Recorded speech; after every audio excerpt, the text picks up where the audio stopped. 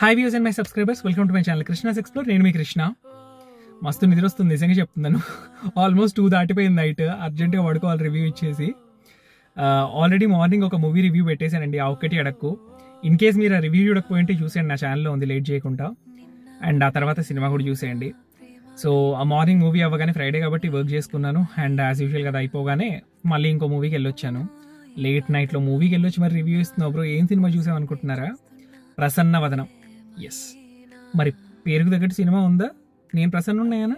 కాదు కాదు, మీరు ప్రసన్నలు అవుతారా లేదా తెలుసుకోవాలంటే ఈ రివ్యూని కంప్లీట్గా చూసేయండి. సో హీరో సుహాస్ అండి. ఆబ్వియస్లీ తన ఈ మధ్య స్టోరీస్ మంచిగా సెలెక్ట్ చేసుకుంటున్నాడు అండ్ డెఫినెట్లీ యాక్టింగ్ మాత్రం నిర్వహిస్తున్నాడు, అది మనందరికీ తెలిసిన విషయమే. కొత్తగా ఏమన్నా తెలుసుకోవాలనుకుంటే ఈ రివ్యూ చూసేయండి. సో సినిమా ఎలా ఉంటుందో మీకు అర్థమైపోద్ది. అండ్ హీరోయిన్ విషయానికి వస్తే పాయల్ రాధాకృష్ణ. అండ్ మెయిన్ క్యారెక్టర్స్లో ఇంకా ఇద్దరు కనిపిస్తారండి, నందు గారు అండ్ దెన్ రాశి సింగ్. సినిమా విషయానికి వస్తే ఫస్ట్ హాఫ్లో లవ్ ట్రాక్ ఉంటుంది అండ్ తనకు ఒక ఇష్యూ ఉంటుందండి. యాక్చువల్లీ ఒకటి కాదు, 2 ఇష్యూస్ ఉంటాయి. బట్ ట్రైలర్లో ఒకటి చూపించారు కాబట్టి నేను కూడా ఒకటే చెప్తాను అనమాట. Face blindness. సో ఫేసెస్ తను గుర్తుపట్టలేడు అనమాట ఒక ఇష్యూ వల్ల, ఒక యాక్సిడెంట్ తర్వాత. అది తన ఇష్యూ అనమాట. పోతే కామెడీ వైజ్గా బాగుందండి, అంటే మంచి ఫన్ జనరేట్ అవుతుంది ఫస్ట్ హాఫ్లో అయితే. అన్ని పాయింట్స్ కరెక్ట్గా కనెక్ట్ అయినట్టుగానే ఉంటాయి ఫస్ట్ హాఫ్లో. అండ్ ఇంటర్వెల్కి ముందు ఒక సస్పెన్స్ రివీల్ అవుతుంది. ఇకపోతే సెకండ్ హాఫ్ విషయానికి వస్తే యాక్టింగ్ వైజ్గా టేకింగ్ వైజ్గా అన్నీ బాగానే ఉన్నాయండి. బట్ ఒక చిన్న లాజిక్ మిస్ అయినట్టు అనిపించింది. అంటే లైక్ మెజిస్ట్రేట్ అని ఆ రోల్ ఒకటి లాస్ట్లో వస్తుంది సినిమాలో, బట్ అదేదో ముందే వచ్చి ఉంటే అయిపోయేది అనిపిస్తుంది. బట్ ఇన్ఫ్యాక్ట్ ఇంకో యాంగిల్ నుంచి ఆలోచిస్తే అంటే తనున్న సిచ్యువేషన్కి అది స్ట్రైక్ అయ్యి ఉండకపోవచ్చు, అది కూడా పాసిబిలిటీ ఉంది. ఎందుకంటే తనున్న సిచ్యువేషన్ నుంచి బయటపడడానికి తను ఫేస్ చేసే స్ట్రగుల్స్ ఆర్ లైక్ తను చేసే ప్రయత్నం అని చెప్పొచ్చు.